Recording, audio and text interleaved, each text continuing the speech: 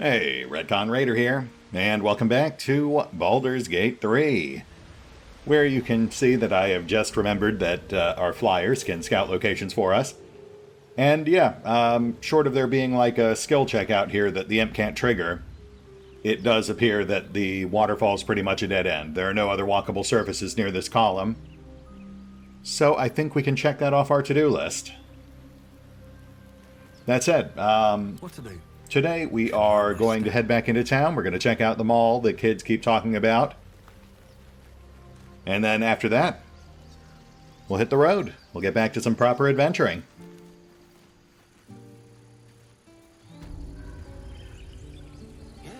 Yes, I see. And is that her with 2 R's? Make one up. You can do that. Okay, so we are looking for Donnie, which was the mute kid we ran into earlier. And there he is.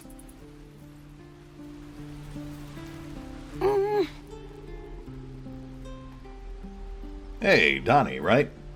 I was told I should ask you about, my lair. He nods, then reaches for a concealed hatch. Nice. Thanks, kid.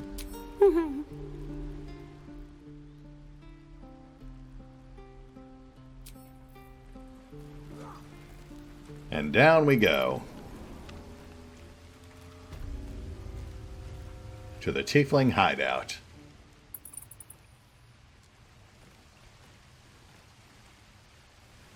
And right off the bat, we've got some obvious treasure over here. Let's grab that real quick. What's next, I wonder? Onward. Ever onward.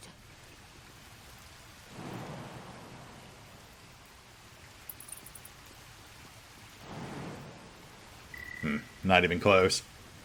I do look forward to us getting a proper jumper in the party at some point. But for now, Gale, could you give us a hand?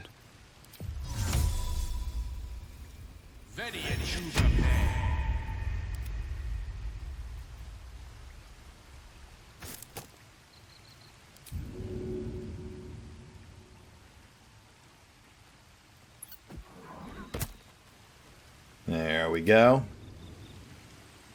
And come on back. At least things have stayed interesting. Fire amber. Lambent from within. These crystals are as the very progenitors of flame. Very dramatic. Good for alchemist's fire. Not awful, I suppose. Though, as has been noted, environmental effects like fire have been One day I'll catch a break. nerfed pretty heavily in the launch build. 1d6 per round of exposure does bring it more in line with the official tabletop rules, but then again, they also inflated a lot of the monster stats in BG3, so inflating environmental damage output wouldn't necessarily be out of line. Own that town. Maul, do you not care that we're in your lair? Up for Maul? discussion. Well, look who's come to visit. My kids say you've been busy since you got here. Mercon says you got him out of a tight spot with some harpies. Gotta say, I'm impressed. You saved Arabella from the druids. Don't know what those bastards would have done. Right. Happy to help. But you do have to realize, if you keep pushing your luck like this, eventually one of these kids will end up paying a rather steep price. I won't always be around to save them. Is that a fact? I'll tell them to watch their step. Anyway, you want to talk? Talk. Yeah, that went over about as well as I thought it would. So why take all these chances? What could possibly be worth the risk? We're saving up for a better hideout when we get to Baldur's Gate. Why? You planning on telling me stealing is wrong? I would say it depends on the circumstances. There are cases where it could be justified. But stealing from desperate refugees, no. That is wrong. So what? Should we be panicking like everyone else? We have a plan. We're the ones who'll end up on top in the gate. Anything else?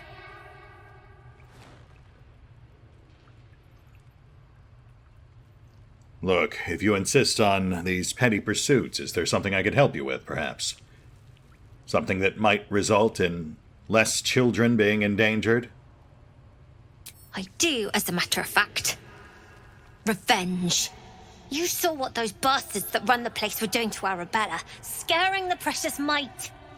I want to steal that big, shiny idol they're all chanting at. Oh, yes, of course, the sacred idol that they almost killed someone for trying to steal. And what, pray tell, would you do with this idol plaything once you had your hands on it? The important thing is to get it away from them. That ritual's gonna get us all killed. And we can sell it once we get to the city. Thing like that's gotta be worth a small fortune.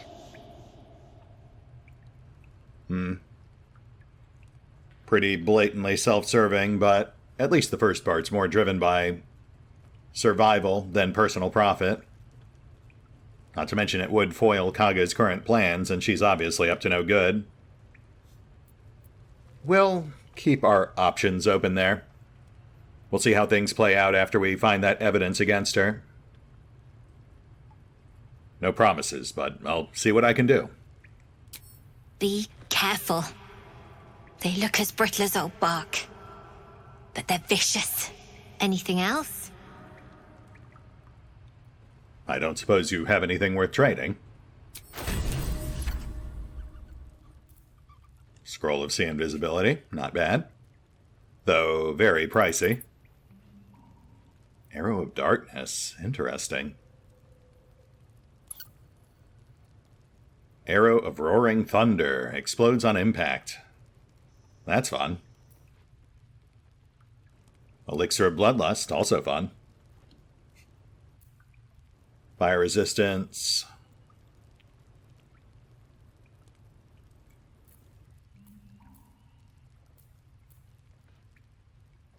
Yeah, I see a couple of things here I wouldn't mind having. The arrows in particular. But that'll have to wait until I've organized all our vendor trash.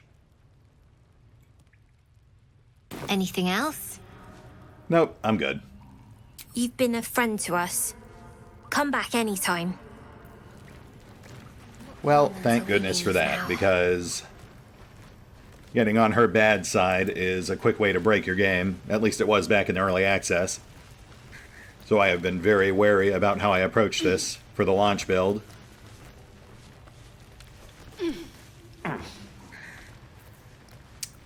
Can we get up here? We can. Interesting. Of course, again, this does kind of beg the question of whether the imp is actually capable of spotting hidden objects. Because if not, we don't actually know if there's anything hidden up here. It would only be able to spot the most obvious of things like blatant chests or Yes, coming. other already visible objects. So yeah, unfortunately we don't know if there are hidden doors or treasures up here. We just know it's a walkable area. Don't worry, kid. In Baldur's Gate, purses practically All's well that growing. ends. Yeah, not as bad as it could have. Patient. We'll get there. Hey. Listen. I'm not saying I didn't have the whole amulet situation under control, but I didn't think I'd get to keep the damn thing. So, thanks. Thanks a lot. Yeah, no problem. I mean, not really what I was going for, but I'm glad it worked out for you, I guess. Ooh, we've got lore books. But we'll save those for last. We'll have a little lore book session on our way out.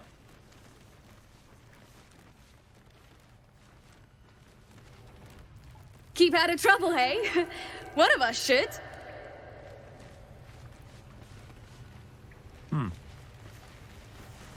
You don't look so tough. Mole fought off a hobgoblin all by herself. Oh, is that how she got so messed up? Give Mole a 10-day and she'll own Baldur's Gate. You'll see. I get to run the ring scam. Sylvie needs to practice. You'll be out there soon enough. I bet that scam is going to kill in Baldur's Gate. Don't get too attached to that con, kids. I've got bigger plans for the city.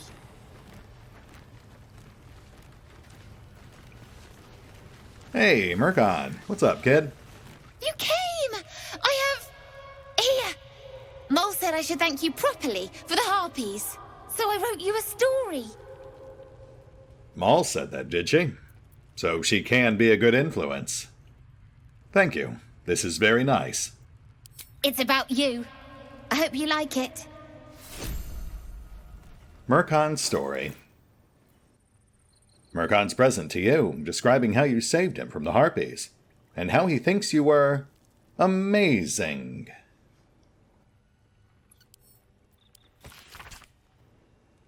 Once there was a boy on a beach. He saw there was a harpy's nest. He was a very good climber. He wanted to climb to the top and steal from the harpy nest, but the harpy was very mean. She sang a song and the boy forgot what he was doing. But then an adventurer passed by. The adventurer was very strong and killed the harpy in one blow and saved the boy. The boy was very cold and scared. He was standing in the water, so he was very cold. But the adventurer had saved him. The boy thought the adventurer was amazing. The boy wanted to be like the adventurer. He wanted to be strong and save people and never be scared again. Just like the adventurer. The end. Oh, that's sweet. He seems like a nice kid. Though he has admittedly fallen into a bit of a bad crowd here. Then again, I mean, if Maul encouraged him to at least give me token thanks for saving him, I do appreciate that. We've also got their modest thief stash there. Nothing I'm interested in, of course, but, you know, Asterion might. Give it a closer look later. I'm gonna be like you someday. Killing all the scary monsters. Well, hey, try not to die, and maybe someday you'll be, a tiefling rogue. Always a fair bit of demand for that particular combo. Let's check this obvious side path here, then we'll circle back and spend a few minutes on lore books. Oh, right, okay, yeah, that's got to be the other side of the hole we saw up top, behind the kid running the ring scam. Though I may have just glossed past it. I will admit, I was deliberately avoiding this place until I was sure we'd be on Maul's good side. But like I said, that was because back in EA, coming in here too early was a surefire way to essentially break your game. Don't get too attached to that con, kids. I've got bigger plans for the city. Fables of Faerun 3. The Enticing Elder.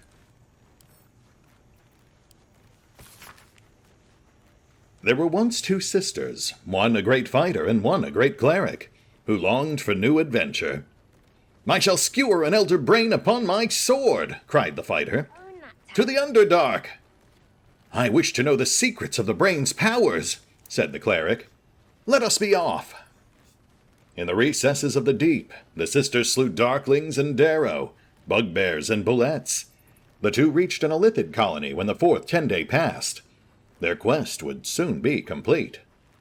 With great effort, they felled a half-dozen mind flayers and soon reached the Elder Brain's lair. It rose from the brine pool at the center of its chamber, flanked by Elithids.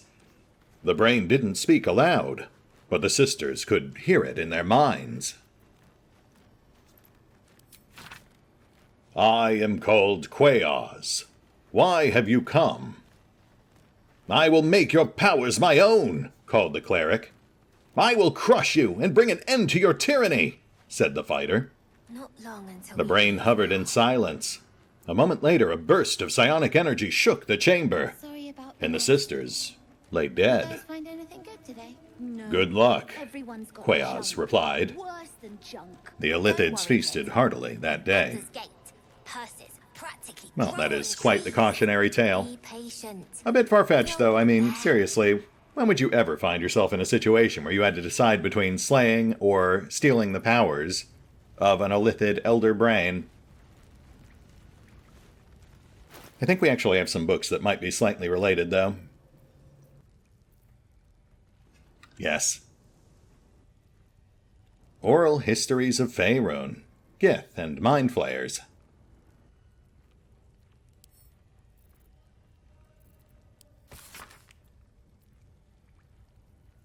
Chapter 4, Halidor the Swift.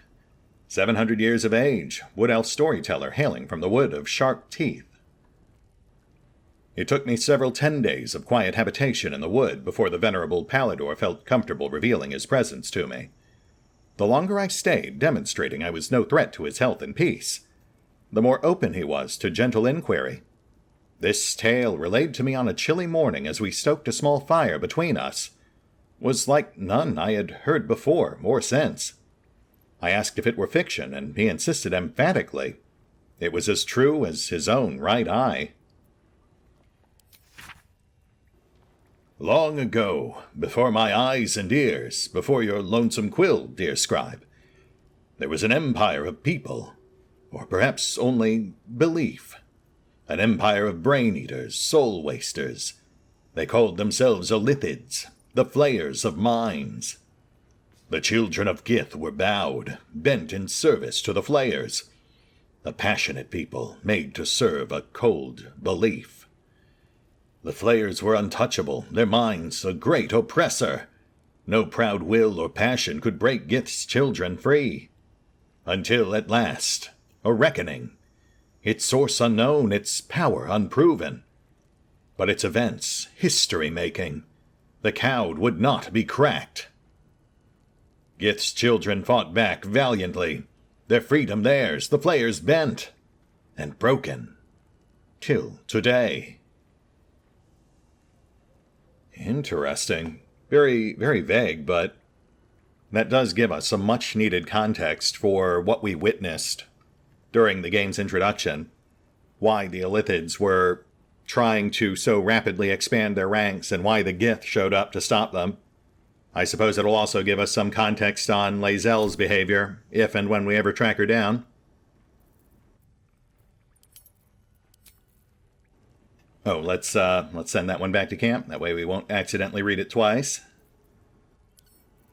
And let's do one more. Folk Songs of Faerun. Music tablature and song lyrics populate the pages of this unfinished bardic tome.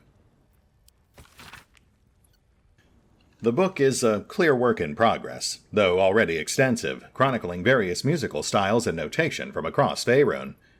Amid the orderly symbols and blackened ink, one page stands out. It is awash in color and meandering arcs. The script below reads, Myconid Song. By Ogma, I hear it, and I see it, and I know it, and I feel it. But I can't write it. Or can I? You know, I am not a professional editor, but I feel like there's much room for improvement here. That was also super short, so let's do one more. Plus we've got the one on the barrel, so that'll make 5 total. Ooh, let's do this. Volo's Guide to Spirits and Spectres. The working draft of a book on spirits? This appears to be the barely legible notes of a work heavily in progress. Ghost, Banshee, Poltergeist. Spooky? 1 mugful ice, half mugful distilled potato spirits, 3 thimbles citrus juice. Garnish with mint. Yeah, this is why I don't trust ghostwriters. But I suppose this is a very Volo thing to do. I'm glad we spent real money on this. Still, glad we read it. Otherwise, I'd always wonder. We'll get this thing in containment, and then one last book. which is right over here. The Guild, hidden rulers of Baldur's Gate.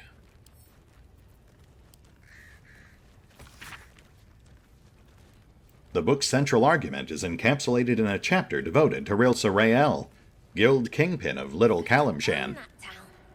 In another time and another place, Rilsa Rael would be celebrated as a revolutionary. In Baldur's Gate, in her own lifetime, she's known as a crime lord, a kingpin of the Guild, ruling over the city within a city that is the district of Little Calimshan. Rilsa's story began when she was orphaned at a young age. Her father was hanged by the Flaming Fist for sheltering his fugitive brother. Soon after, her mother was denounced by the jealous wife of a patriarch and imprisoned in the Sea Tower, where she perished. Alone in the world, she had learned two valuable lessons. When the law is corrupt, it is a necessity for those without the support of its enforcers to act outside it. And when the law is brutal, it is an ethical duty to act against it. Operating from within the Callum Jewel Emporium, Rilsa knows the value of everything and everyone that moves through Baldur's Gate. She controls a wide network of agents who observe and track the exchange of goods and information as closely as any merchant or politician. But second-hand knowledge is cheap. Rilsa's real trick is to draw those with secrets to share directly into her orbit. At her Garden of Whispers, information can be shared with the Guild anonymously.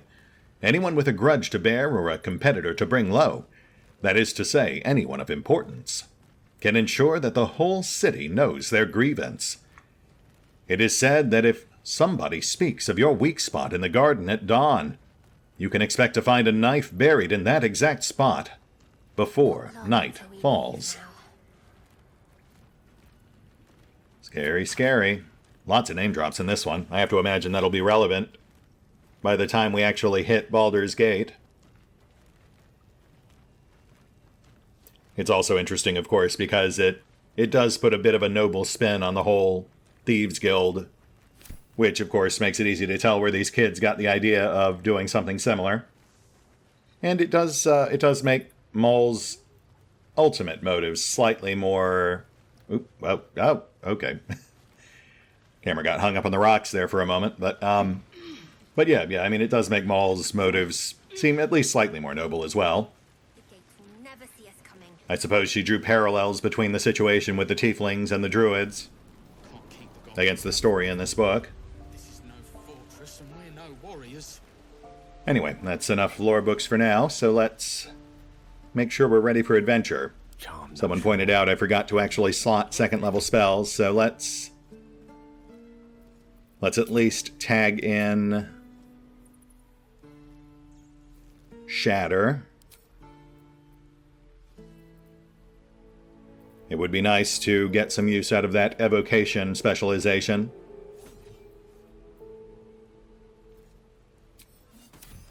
And on we go. Let us venture forth, travel hither and yon in search of adventure. We've still got a good 20 or 30 minutes on the clock, so I'm thinking we'll set our sights on those ruins south of the grove. Might not have time for the whole thing, but it should be at least enough time for us to get a solid foothold.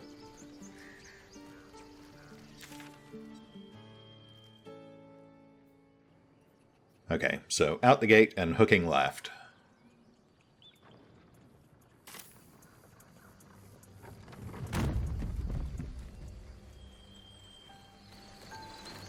I am enjoying our walks together. Aren't you, gang? Sure. In silence. Well said, Gale. Oh, that's a fast travel point. Interesting, they put it outside the grove. Which I guess does make sense. If you ended up antagonizing them, you'd still be able to travel back and forth without being immediately attacked. And we're still hooking left. We're basically following these cliffs here.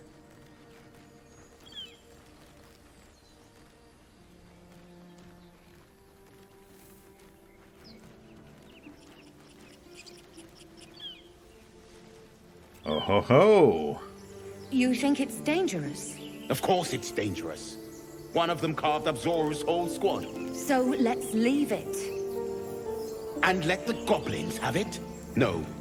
We take it to the grove. Well, well, well. If it isn't Lae'd. Zoru was right. Yellow as a toad, and twice as ugly. The thing's dangerous. Leave it for the goblins to kill. And if it escapes, how will you... Oh, a guest. Your skull pounds in response to the prisoner's white-hot stare. Her lips don't move, yet you hear her voice. Get rid of them. Of course, but a please would be appreciated. Your words flow to her, though you never speak them aloud. I know what grows inside you, and I know of a cure. Remember how keen she was to leave me to die in the Nautiloid? We can't trust her. I mean, sure, she's not the most social of creatures, but she did help us, so we should help her in turn. Oh, wait, no,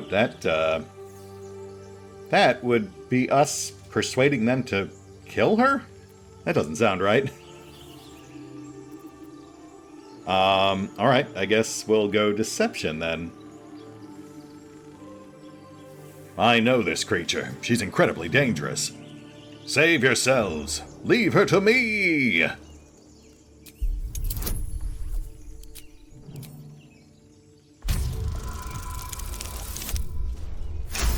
Oh my. He's right. Let's go. We need to check out that blast. A blast, you say? I'm unfamiliar with this blast you speak of. You didn't hear it? Shook our camp good, so we came for a look.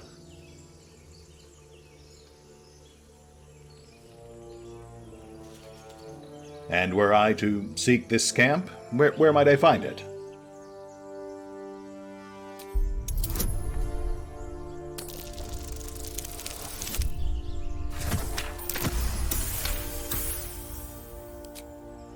Northwest. Look for Nettie. Whatever your wound, she can mend it. And be careful. There are goblin traps everywhere.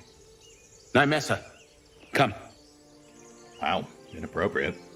Enough gawking. Get me down.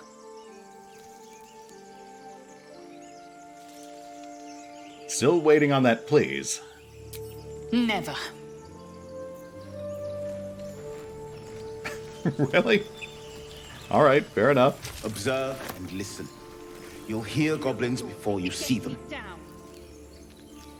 I mean, obviously we had little reason to really lie to those folks beyond saving Lae'd. But I wanted to see what they had to say. It was nice of them to point us towards Nettie, so we could get ourselves fatally poisoned. Something's on my mind. Questionable intellect. Unsurprising. Release me, or enjoy a future as Geich. Okay, see, if you want your ultimatums to land, you need to use words people actually understand. Mind flayers. The atrocities we are becoming. Becoming? Okay, so what you're saying is that there's no point in me rescuing you because we're both going to die anyway. I know a remedy. Release me and I will share it. Get me down. Alright, jeez. All this just to avoid some common courtesy. The tadpole hasn't yet scrambled all your senses. Auspicious. But the longer we wait, the more it consumes. My people possess the cure for this infection. I must find a creche. You will join me. Careful. She obviously sees your kindness as weakness. Don't let her take advantage.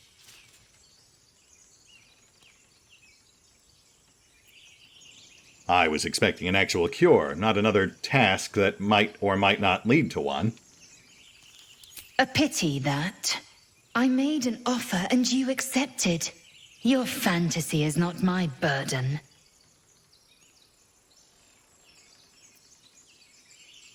You don't think that asking for favors like a normal person might work better? You may as well suggest a wyvern bow to worms. The cure I offer will suffice as thanks.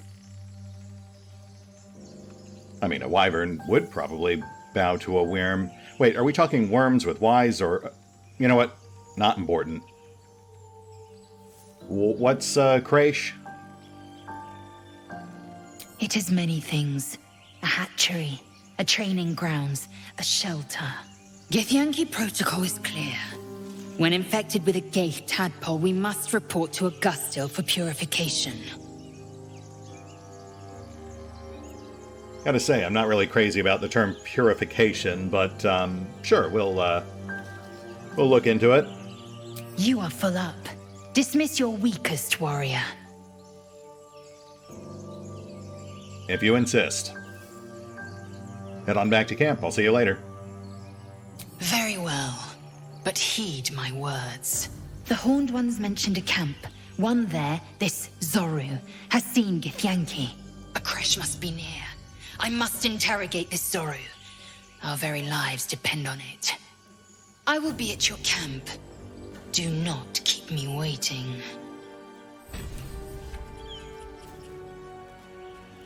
Honestly, given her mannerisms, I have to suspect that the cure the Gith would offer is likely in the same vein as the cure Nettie offered us. That is to say, killing us before the transformation completes. But, you know, maybe we'll be pleasantly surprised. But not if it'll get me killed. Hello there. Alright, let's just make sure we fill in all the blank spots on our map here real quick.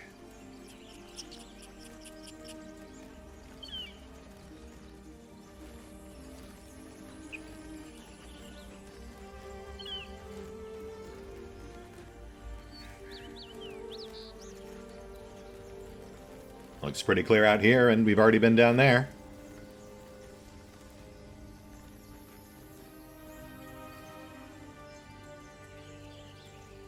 Broken.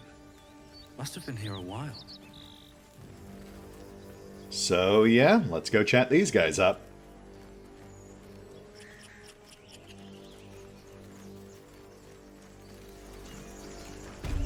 Haven't seen anyone but us. It's just wilderness out here.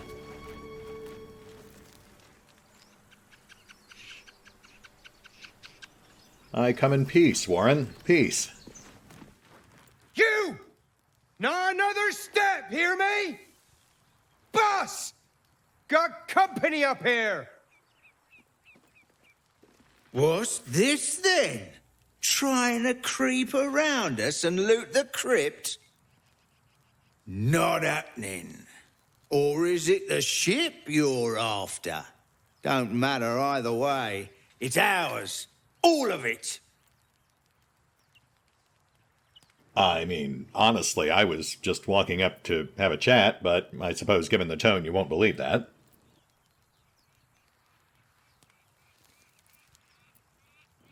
So, I'll tell you what. I actually just came from that ship, not too long ago. It's full of fire and toxic fumes, but I'm sure there are some valuables in there if you can get past the nightmarish brain-eating monsters. If you'd like to take your chances there, you're welcome to do so. I certainly won't stop you.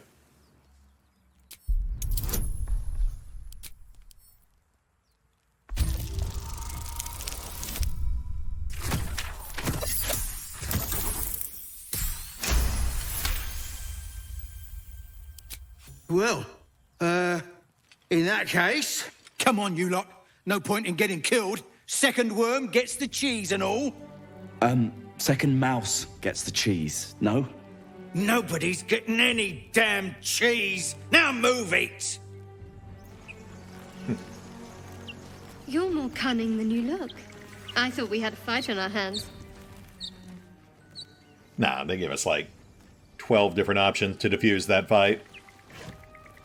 I imagine you'd only really end up fighting them if you went out of your way to do so. Or if you flubbed the skill check, I suppose, So yeah, I guess not entirely outside the realms of possibility. Though even if it did come down to a fight, they did clearly set things up to give us an advantage.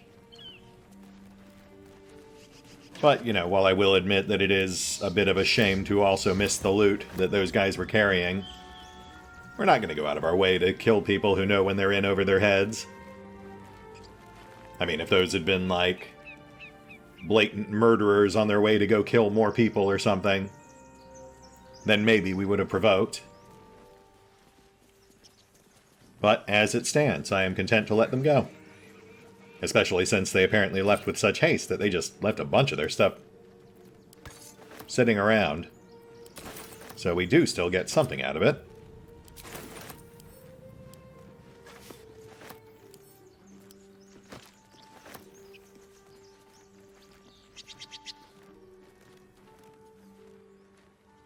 Alright, I think we've been pretty thorough here. Oh, actually. Look at that! Free shovel. Thank you, Gibblebuck. Everything all right out there?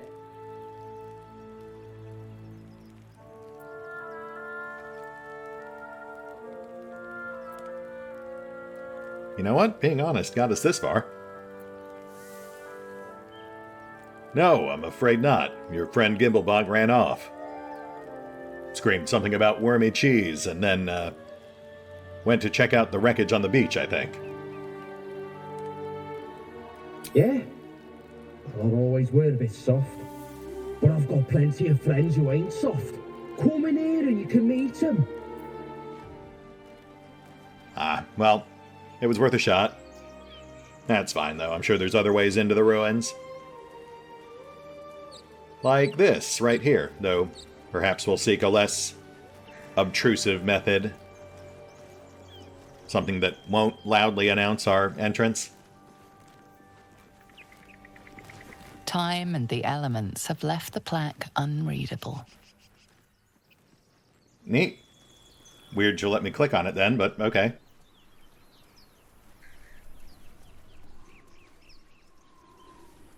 That's an option. We'd have to circle back down to the beach, but that would put us right into the lower levels.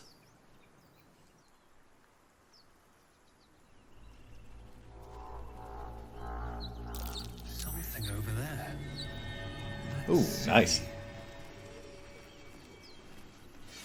Gale, you want to maybe move? No? Ooh, scrolls. Blur, detect thoughts, and fog cloud. That's a nice selection. Nothing worth transcribing just yet, I think, but we'll add that to our arsenal. I will say, though, the high price point on some of these consumables does make me really hesitant to actually use them. I constantly struggle with the cost versus benefit ratio of using them versus just muddling through without. Because seriously, I mean, like, a second level scroll is 150 gold. Unless you're getting at least 150 gold back from an encounter, it really does feel like a waste. Oh. What's that? Nice.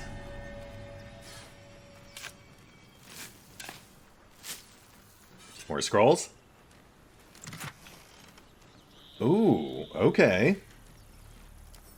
Now that is a spell worth immediately scribing. That's a solid single target evocation spell, which also leaves hazardous terrain. And because of our specialization, we even get a discount on the scribing cost.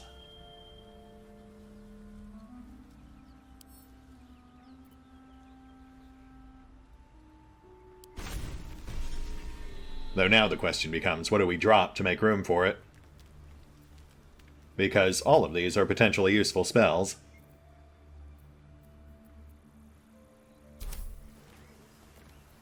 No rush, though. We're pretty tapped on spell slots anyway. I'll hammer something down for after we've had a long rest. Though, as always, suggestions are welcome. What path lies before me? Sir, you alright? That injury may have been slightly beyond the scope of what that healing potion could handle. Poor guy. We also have a hatch. But no key. And I imagine that is yet another entrance to the ruins below.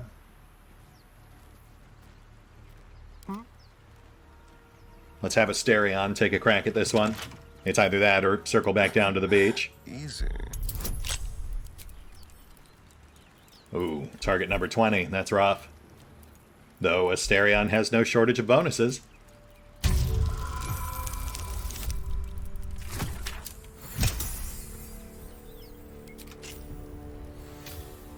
No time to rest. And we're in. I love it when we can hatch an effective plan.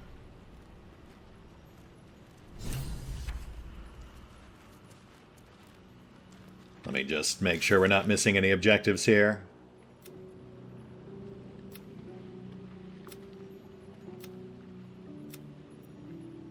Okay, no, we're just on the lookout for quote-unquote interesting artifacts. Which for us is basically anything that's not nailed down. Don't waste a step.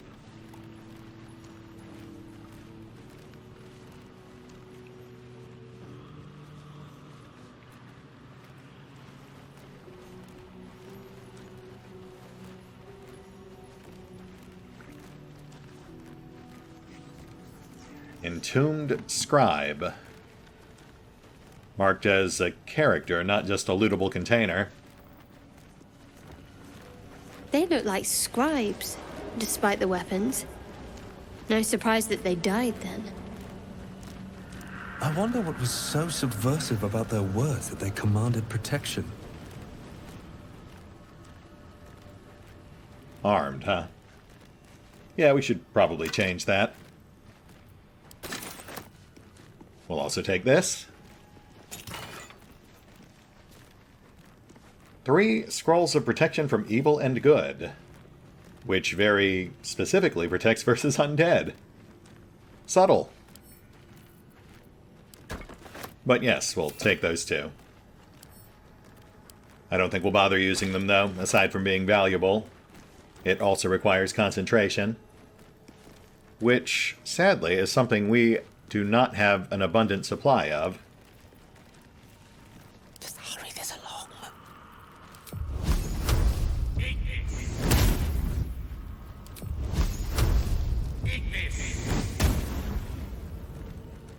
We'll also light up lamps as we go through. Should have worn better boots. Which, honestly, I also just find very satisfying to do. I really like the immersion of lighting up the room as we explore it. The actual tactical benefits certainly don't hurt either.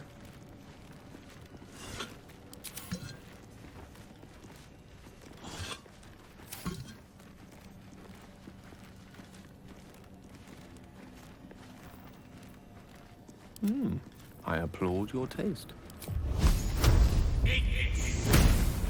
Maybe I should stay crouched forever.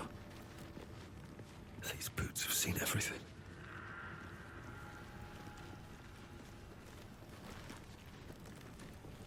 We've got a plaque over there. Obvious central focus. Ooh, another scroll. We'll take that.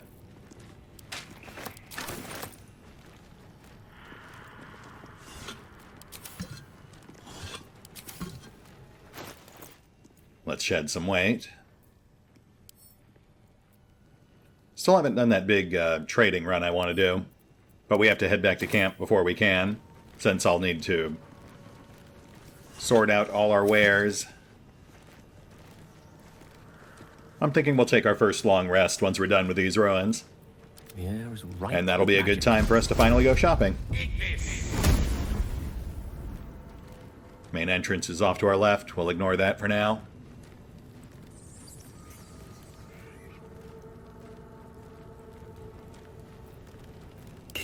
head down. Time to press ahead.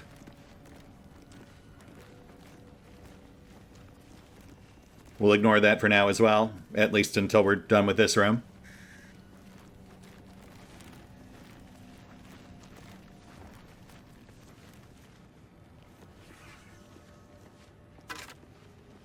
Oh ho! And there's our key finding. Though that might admittedly just be for the hatch we already picked.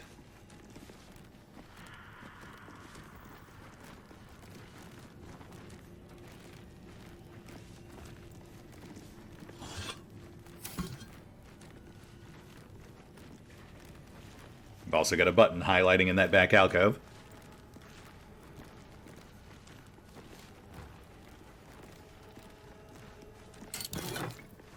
Ring.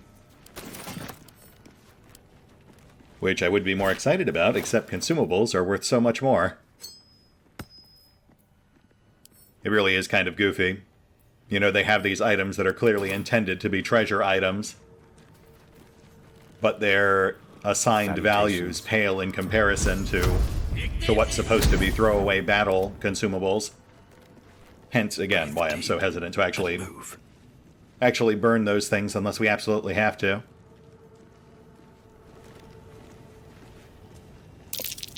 Jurgle? This must be ancient. No one worships the final scribe anymore.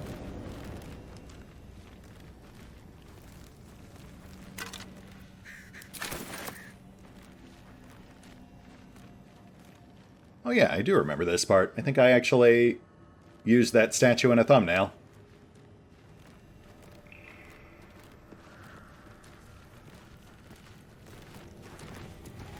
The inscription is in a language unknown to you.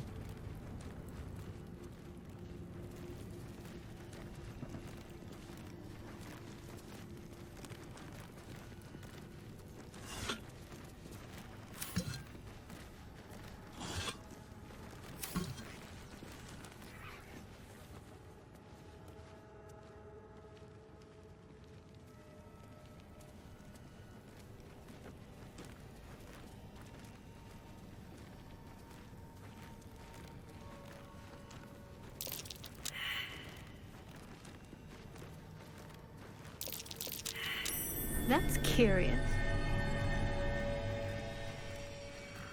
What, the button that was highlighting when I pushed the Alt button?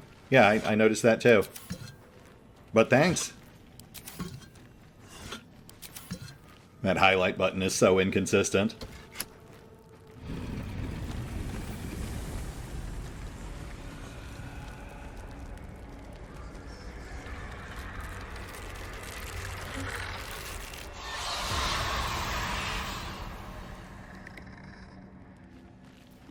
Hells. Something just woke up down here.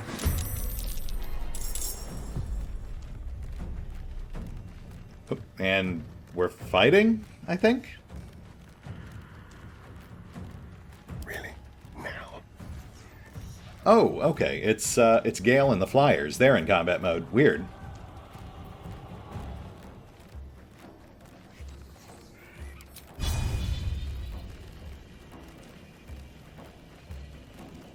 But once we tag in...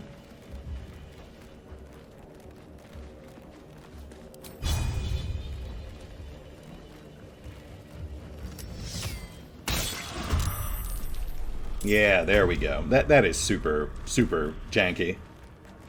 Stealth characters should not avoid being drawn into battle just because they're not noticed. They should still be in battle, just also hidden. But now that we know what's going on, it's more manageable. Can you blind a skeleton? I mean, logically I'd say no, but 5e is not exactly a bastion of logic.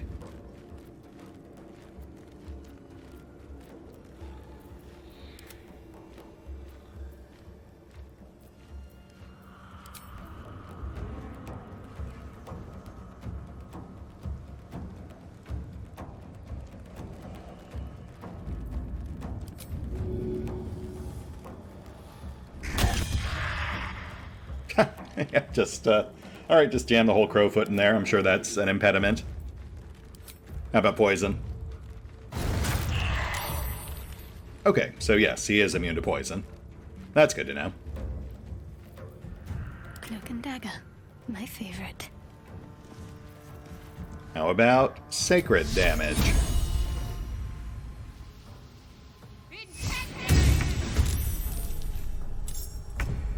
I guess we'll never know.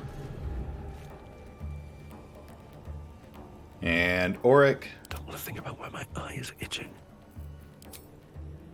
Can you re-hex without losing stealth?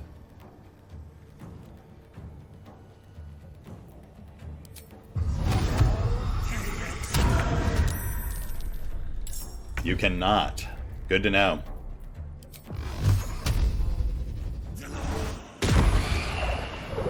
Nice. And they're not immune to frightened. Swords meet sorcery. This is a very informative battle.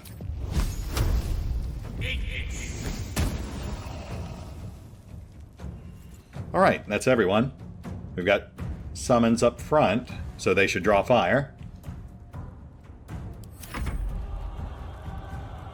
Let's see how the rest of these guys react. Got to focus. Never a dull moment.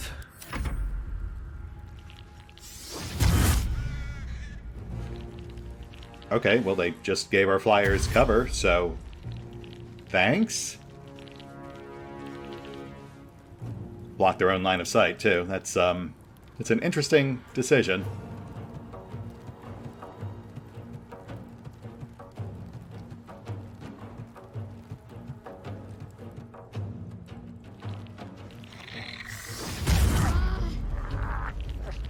Okay, that's slightly more annoying. Kudos.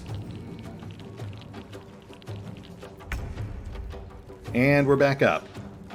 Our flyers are melee-based, so they can just wing their way out of this and keep attacking. Kind of pointless to fog them up. We'll go for another blind, set this guy up for a barrage.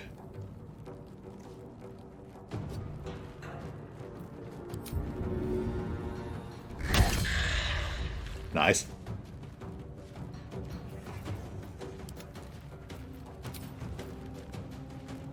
Actually, do we do more damage if we use our claws? No, no. Same base damage.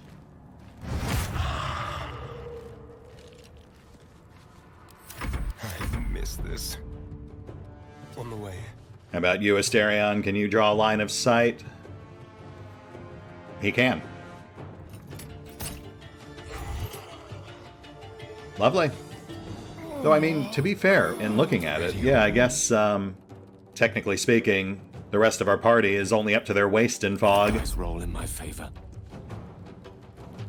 But they are still blinded by it, so we'll push up and out of it.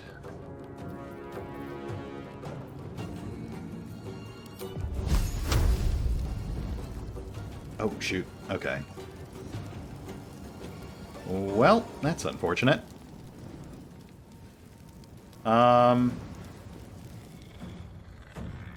Alright, I guess we'll just hang out here for a moment. Summons are still up front, so... Actually, maybe we should engage. What should I do? They're undead, but they are also casters, so in theory they should be weaker in melee.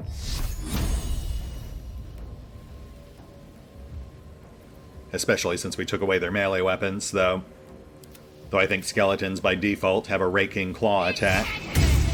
Oop, shoot. That is not what I meant to do. Thank goodness, scale saved.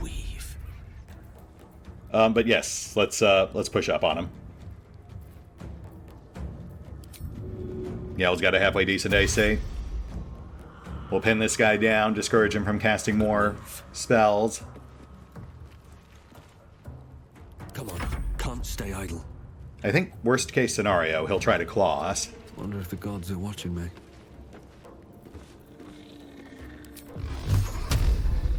Ooh, nice. Shoot, forgot Hex again. I really need to remember that. But no harm done. I mean, if we're lucky, it'll try to run and Gale will finish it off.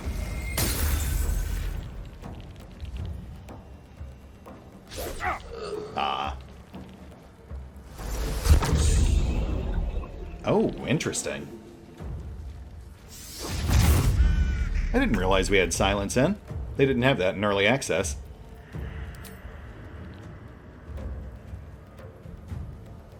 Though, I mean, these guys aren't going to win the fight if they keep just hampering us with hindrance spells. Silence and fog aren't going to do anything against eye gouging and poison stings.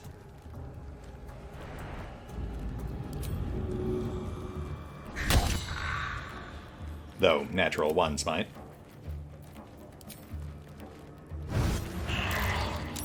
Nice hit. Let's turn someone inside out. I'm also not too worried about the summons taking damage. We can resummon them both. It's once per short rest, so the two we have out right now are literally expendable. If they go down, we can just resummon new ones at full health. You know, we really should come up with a name for that imp. I keep calling it imp, but we should really give it a more personal touch. Time for a new approach. Impercival? Impercy? The lance board is set. Why don't y'all toss some suggestions at me in the comments down below?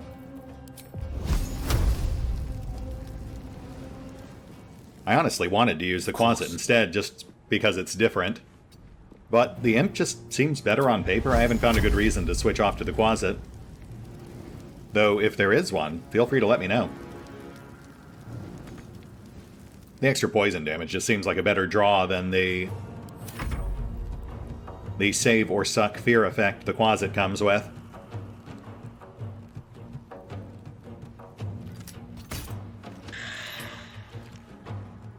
Wait, does fog not actually block line of sight? Does it only affect people who are directly in it, but not firing through it?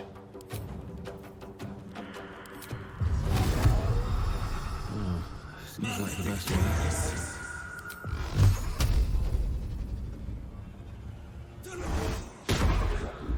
Boo! Come on.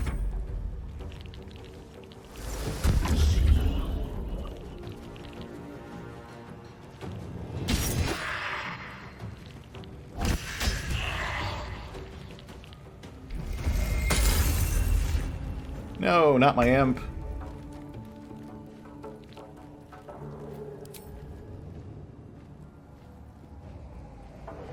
And back into the fray. Let's finish this guy off.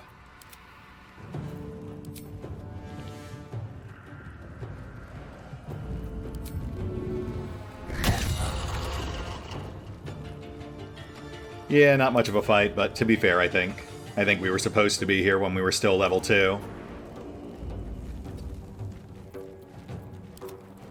And honestly, we would have actually come here while we were still level 2 if I hadn't inadvertently triggered that Grove entrance battle early and then gotten worried about accidentally missing content inside. Which, technically, we did start missing. We missed a couple of things in the brief moment we stepped away to check the stash outside of the Grove. They didn't want to surrender their valuables, even after death. They're unthinking cadavers. I may as well feel sorry for a breadbasket. Yeah, you know, you're right, Asterion. I really shouldn't care about how undead people feel. So might as well. They are not but unthinking and unfeeling cadavers, right? Right? This guy gets it. Time to press ahead. Anyway, as I was saying, yeah, my original plan was to try to kind of balance out dialogue and exploration content. The way they worked out the timers on a lot of these events, it just wasn't conducive to it. Because once we entered, a lot of things were set into motion. Even going back to camp would cause us to miss content in the Grove. So yeah, that really kind of discouraged me from stepping away from the Grove once we'd initiated it. A lot of effort to hide one sarcophagus.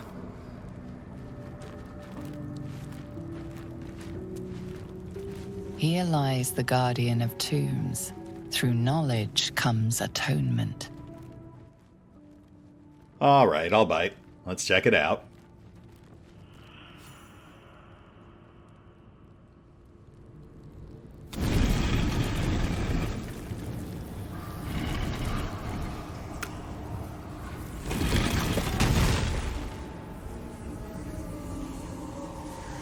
Huh. I have a blue tongue.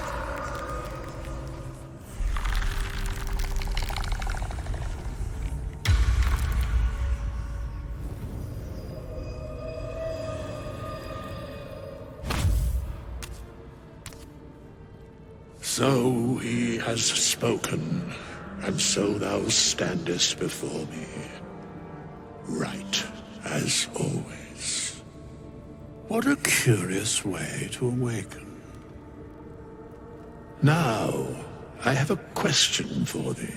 What is the worth of a single mortal's life?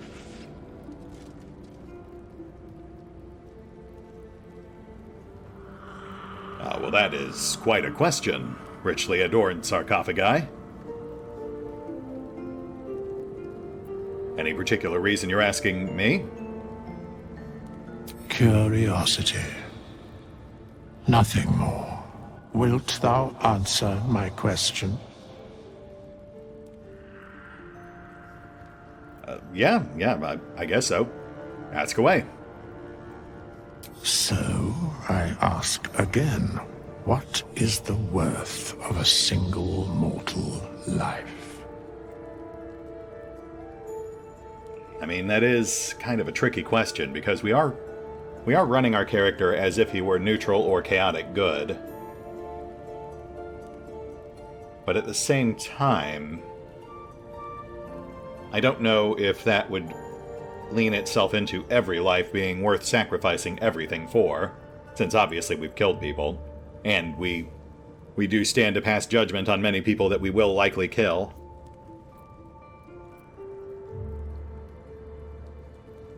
I would say no one life is worth more than any other. We are, all of us, equal. In death, that is so. Very well. I am satisfied. We have met, and I know thy face. We will see each other again at the proper time and place. Farewell.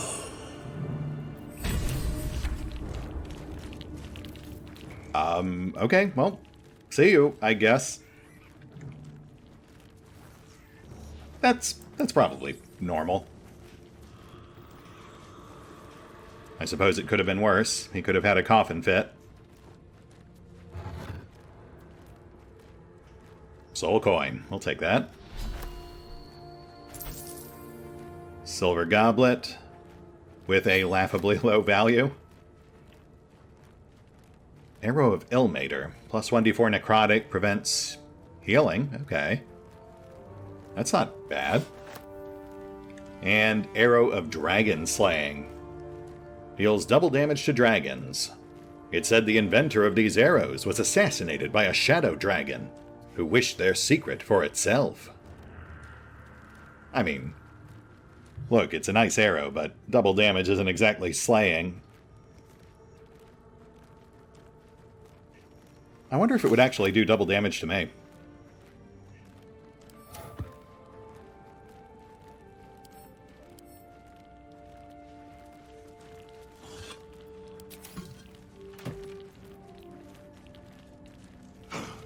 The Amulet of Lost Voices. Speak with dead. The dead hold no secrets from Jurgel's scriveners of doom. And that is fantastic. What a mess. Oh, hey, Wither, what's up, buddy? Potion of Vaulting. Certainly a nice find. Super cheap, too. I actually wouldn't mind using that. I need a quick word. We have nothing more to discuss. Continue on thy way, as if I were not here. I must attend this place after so many years away. We will see each other again soon.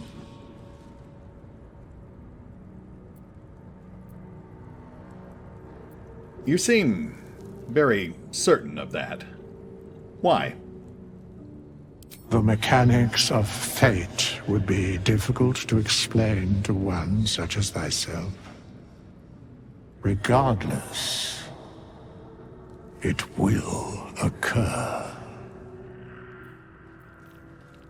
Okie dokie. That's not at all super ominous and unsettling. How long has it been? Just another day in the life of a squid-worshipping dinosaur, I guess. I mean, when that's your baseline, everything else does seem kind of tame in comparison.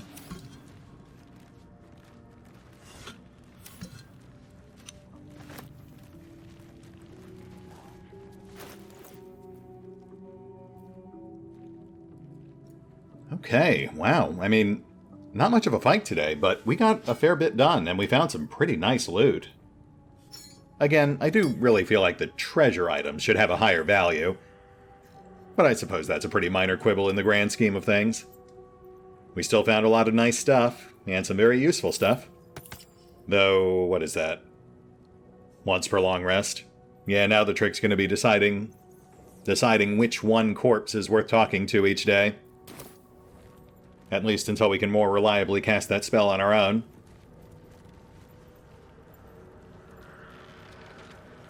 And I think we're done. I think that's it for this room. Though obviously we have additional adjoining chambers. That said, we are well past time at this point, so this feels like a pretty... These chambers are much changed. A pretty good place to call it. Here with our new friend, wandering whither and yon. How long has it been?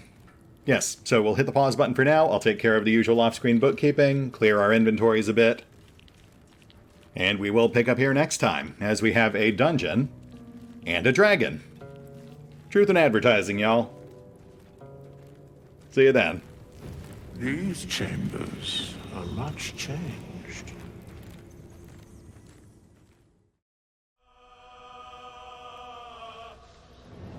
Oh, and special thanks to the Raiders, the fine folks who help make these videos possible, including but not limited to Revenant, Alois, CrowkingLoR, Dragon Matrix 7, Drakiith, Theory V23, EgonAlter, Emile, Exsellsior, Gottlieb, James Trimmier, Kazorm, Mark Giemza, Nathan Welch Jr., OverlordPherom, RandomPassrby, RobbyB, Rowan Church, Tomasz Piątkowski, Triphoppenskip, and Valinrook. Thanks for your support, guys. That said, if you'd also like to help support the channel, then feel free to push the buttons that do the things. Trust me, it does make a difference. Or you could even check out the PayPal, the Patreon, the Nexus GG, or the YouTube memberships. Links are in the description. A pity that. Your fantasy is not my burden.